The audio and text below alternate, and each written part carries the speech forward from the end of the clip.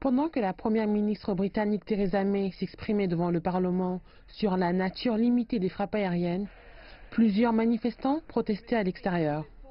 Je vous assure qu'il ne s'agissait pas d'une interférence dans la guerre civile ou de promouvoir un changement de régime. C'était une attaque limitée, ciblée et efficace dans le but d'alléger les souffrances humanitaires du peuple syrien en détériorant les capacités en matière d'armes chimiques du régime syrien et en dissuadant leur utilisation.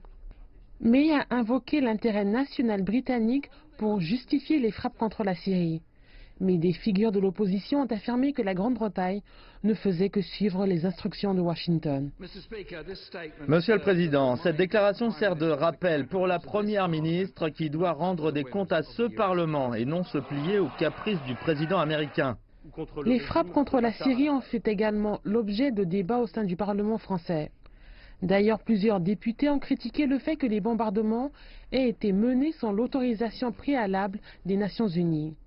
Mais le président français Emmanuel Macron a défendu les frappes et déclaré que les États-Unis et ses alliés avaient à présent une plus grande responsabilité dans le pays, bien au-delà de combattre l'organisation État islamique.